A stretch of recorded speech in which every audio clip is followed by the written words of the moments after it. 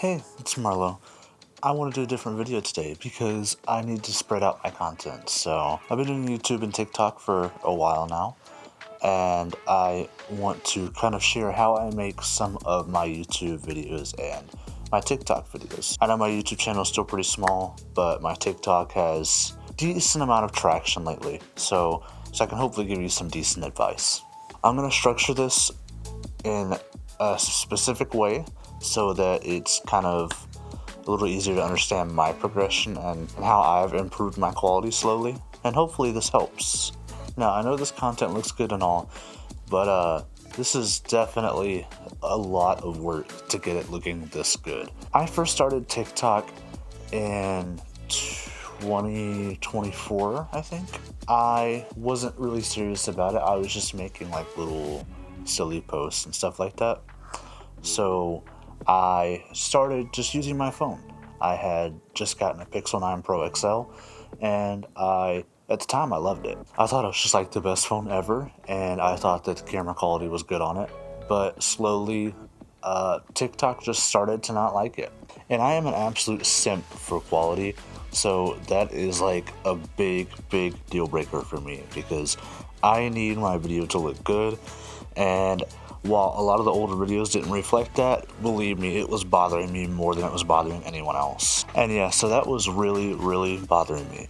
But I just chalked it up to the phone, and so I went out and I bought an actual camera, and that is this. This is the Insta360 Ace Pro 1. Currently it's in an Explorer grip. This camera, fantastic for certain things, but the issue with it is an action camera.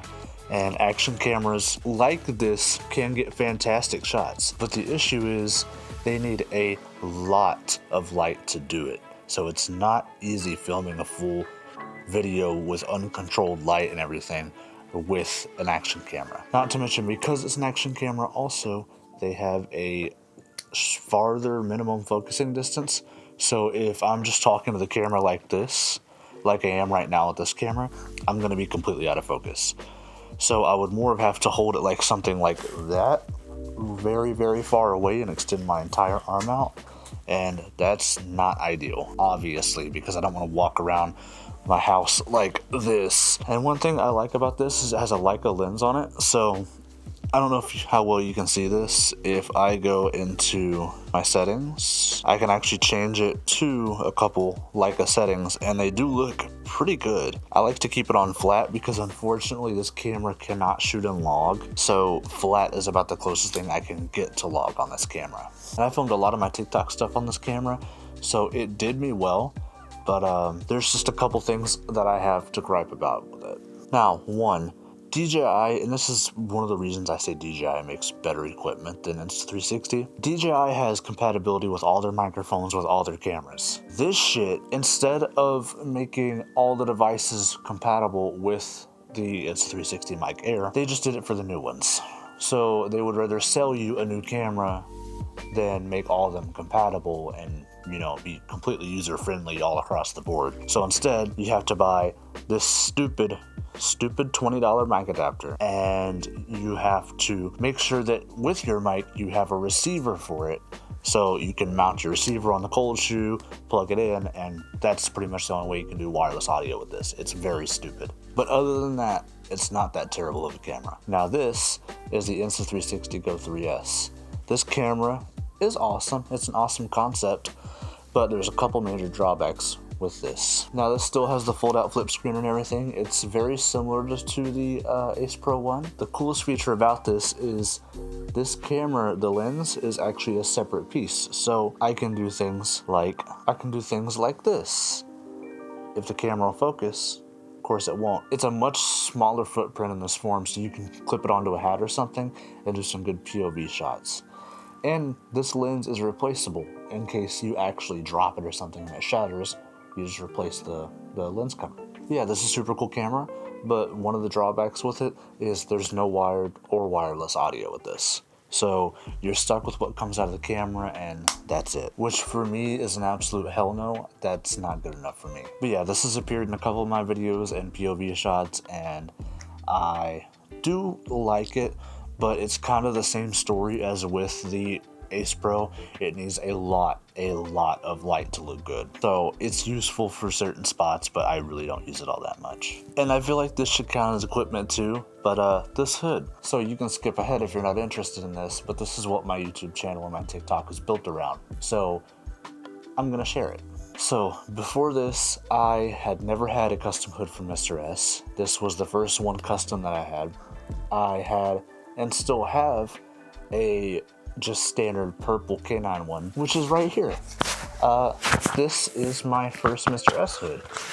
I wore this thing for at least 4 years. It kind of shows. It is crusty as fuck. So the reason that I got a custom hood, for one, the material. So I don't know if you can see this, but the material on these hoods, the regular ones, are like a shiny neoprene, and on these ones it's like more of a rough fabric style neoprene, and that is way less prone to getting dirt and shit all over it. A lot of people ask me before, when I use this hood all the time, how did I come up with the color scheme or whatever for it? The best ideas come when you're drunk. I was on vacation with a couple friends in San Antonio, and I had just got done stumbling on the Riverwalk, and I was absolutely shit-faced, and I just got on my tablet and I started drawing. Made this and put it into a form and ordered it all while still drunk. It was kind of a surprise what came to the door, and I still love it. I think it's one of the most like unique designs I've seen for a pup hood, which is crazy that I did that. I love this thing so much, especially because of the floppy ears whenever I first got it. But over time, this has started to bother me, the actual muzzle on it, because normally the medium length muzzles sit kind of more like this, like out, and they stay formed. The problem with this being so long is it starts to bow in and kind of just look bad from the front, which obviously I'm filming videos from the front angle, so it's a little annoying for me. I like my hoods to look good on camera, and if it's doing this number, that's not looking good to me. So this hood is not completely gone. I will be using it again, but I'm gonna order a shorter muzzle for it before I do, because this long muzzle is bothering me a bit, I'm not gonna lie, and that's why nobody's seen it in my recent videos. So anyways, yeah, this is my original hood.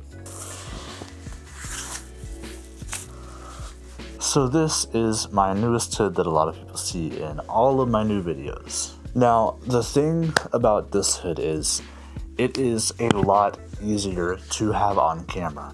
And what I mean by that is, so with primarily black, it's a whole lot easier for me to light dark colors than it is for me to light 3 bright colors. Because A, I gotta make these look as vibrant on camera as they are in real life, and that requires me a lot of the time to blow out the saturation. And because I'm not perfect at lighting, it kind of just fucks up the whole video. So I've always been a huge fan of red and black. I love red and black. It is my favorite combo ever, next to blue and black. I always wanted a red and black hood because I looked at red and black pups and I was like, damn, that's attractive, I like that. So I ordered this hood. This was entirely sober. The story of this one pretty much is, right before I did TikToks, I had a pretty big breakup with my ex of 5 years, and so I really was not feeling that hood because it was, you know, I had it during that was like one of the last major things that I bought before then. And it was already kind of being an issue on camera, so I just went ahead and ordered this one, and I absolutely love this hood. All my gear matches it. I have red and black everything, so it's perfect. And I obviously ordered this one with the shorter length muzzle, so it, as you can see, doesn't have as hard of a time on camera, although it is sometimes a little lopsided, but that's easily fixable. So yeah, in case you were wondering about my hoods, there you go. Now you've seen those 2 cameras, so you're probably thinking, surely there can't be more. That's where you'd be wrong. And I say that because in comes the next feature, which is a recent addition to my collection, my S26 Ultra. So smartphone photography is getting wildly good these days. So this phone puts out insane photos and videos. And if you don't believe me, just have a look.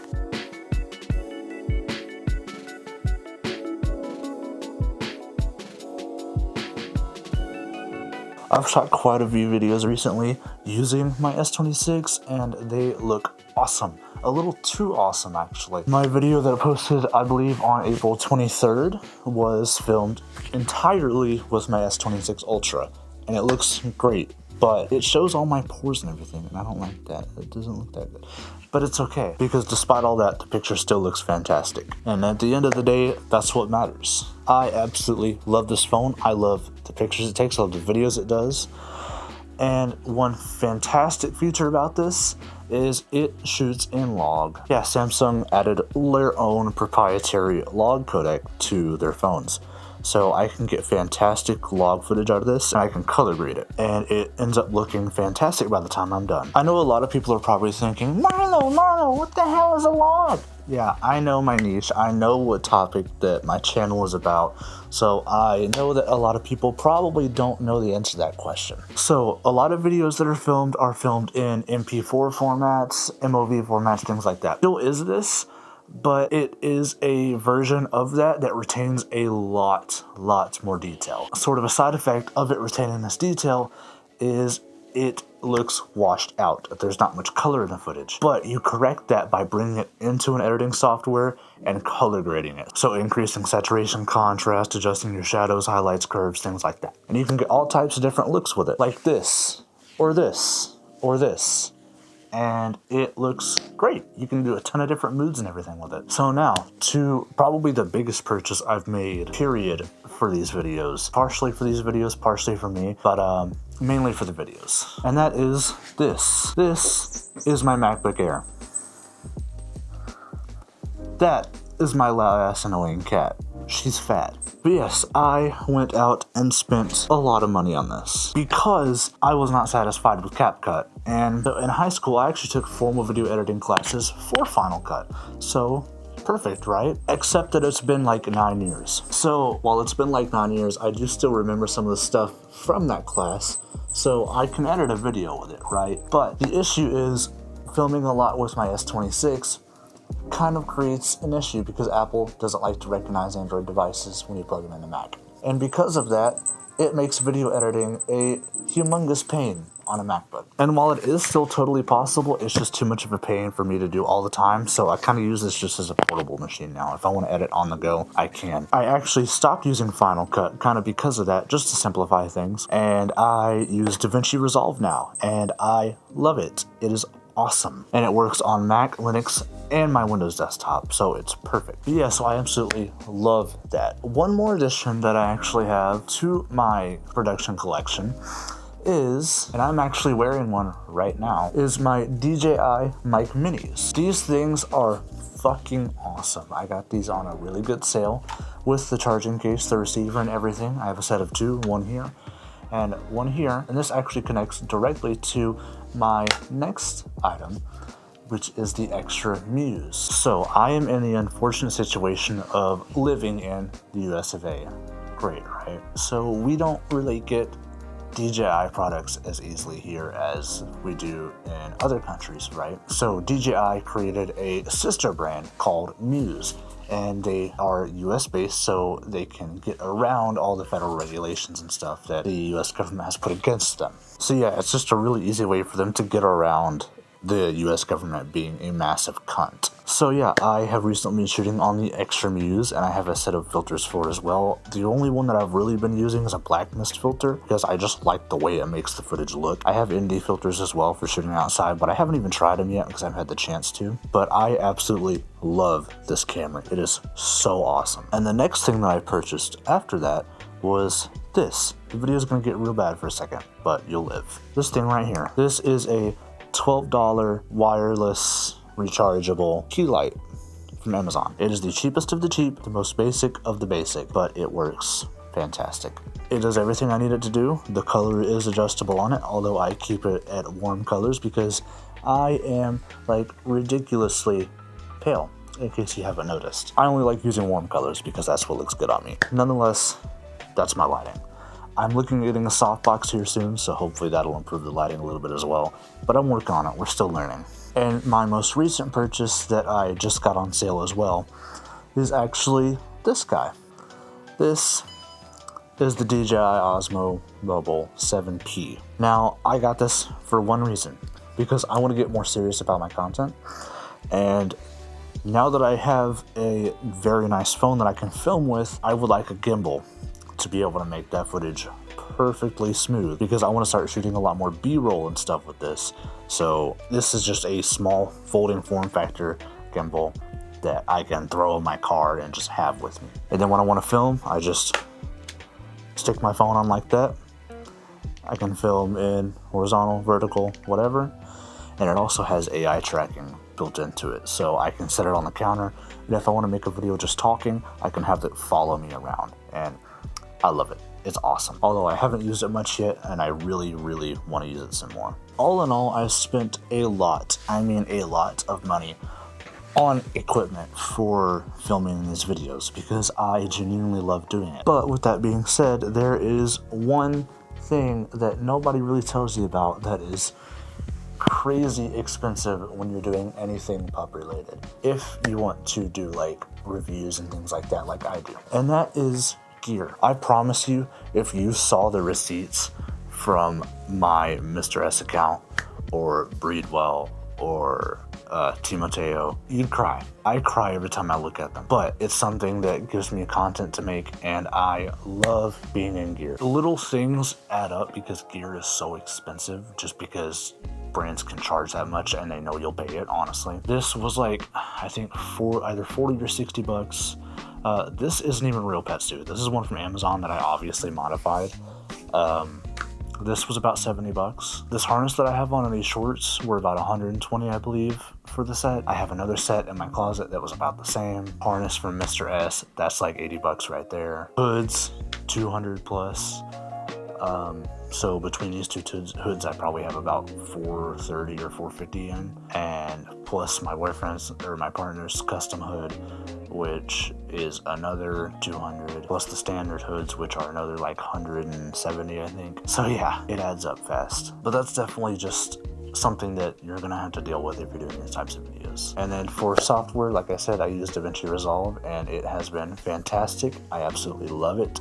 It runs super well, a lot better than CapCut, surprisingly. Yeah, that's how you get these videos. For music and stuff, I recently, in the last few videos, have just purchased a subscription to Upbeat.io. Not sponsored, obviously, because they're not going to sponsor a channel like me, but it's still a very cool place, and it's really affordable compared to like Storyblocks or something like that, which is what I was originally going for, and would have been nice, but I cannot justify spending that money right now. And I can get LUTs for my color grading, stock footage, which I don't really use, motion graphics, music. It's a pretty good place to get a lot of things. And it saves me a significant amount of time than having to struggle going through 40 million different YouTube channels looking for non-copyright music. And then an honorable mention is this, the Insta360 extendable tripod.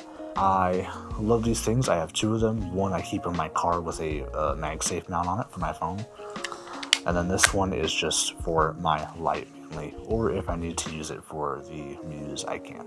These things are awesome, to like 25 bucks, great first tripod. And then my Amazon Basics one I actually got for $5, which has seen better days, I'm not gonna lie, but it's not that bad.